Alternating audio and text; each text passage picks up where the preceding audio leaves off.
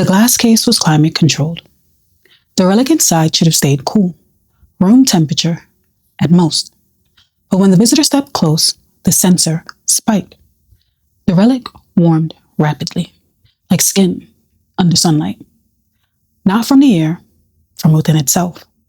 And the visitor, without thinking, lifted a hand to the glass because something inside the case felt like it was lifting a hand back.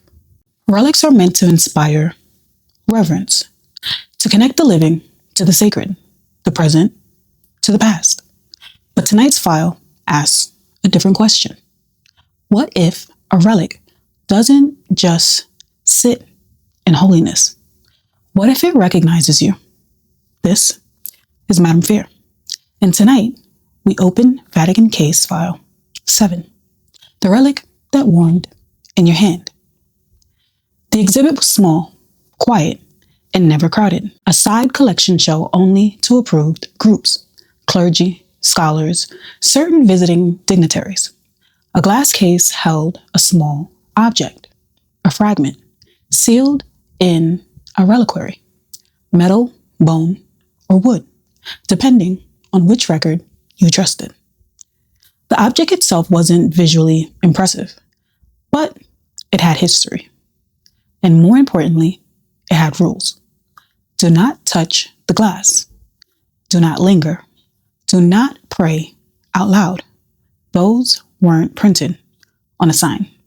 They were spoken softly by the staff, as if the rules were for something other than the visitors. The visitor in this case was a restorer, Elena, invited to consult on preservation methods.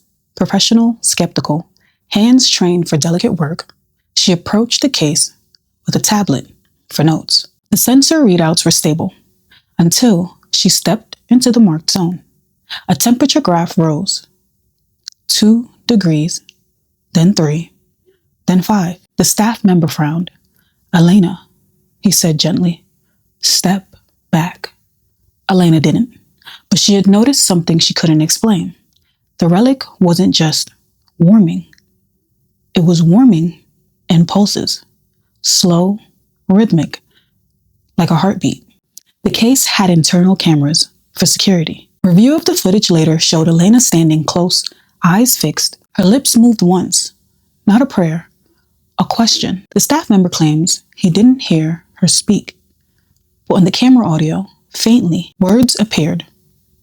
Do you know me? And then something happened. Inside the reliquary, small fragments shift, not sliding, not falling. It rotates slightly like it turned toward her voice. The staff member, unnerved, pulls Elena away from the case. The temperature drops instantly, back to normal. Elena laughs it off, nerves disguised as confidence, but her hands are trembling because when she stepped back, she felt heat on her palm, as if she had touched a hot surface. She hadn't touched anything. That night, Elena slept poorly. She dreamed of a room full of glass cases. In each case, a small piece of something, bone, metal, cloth. And in the dream, the pieces were not inert. They were listening. They turned towards her as she walked past.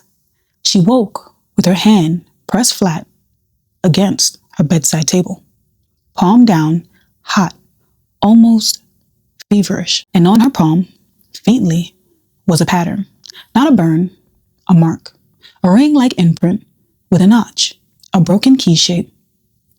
Elena returned to the exhibit the next day, against advice, trying to prove to herself it was mechanical.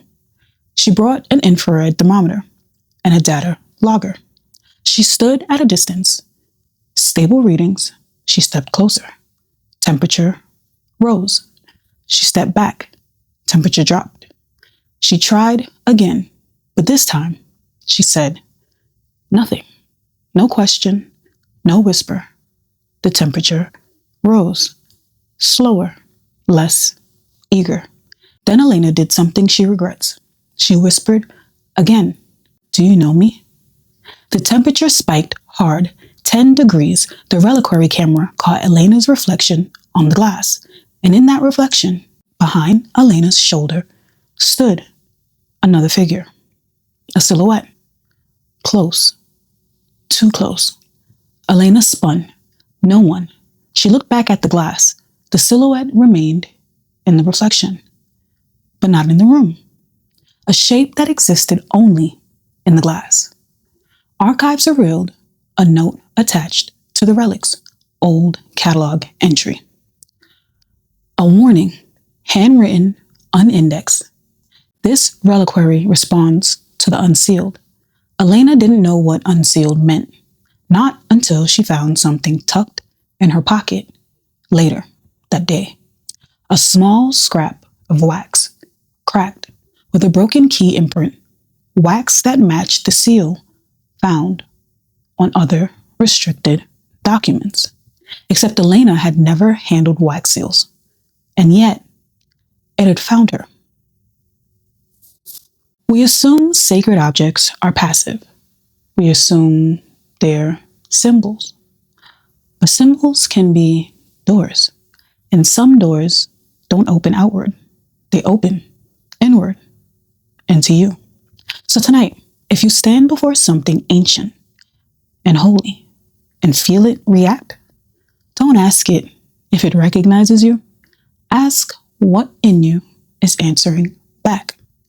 Because the moment a relic warms in your presence, it may not be blessing you.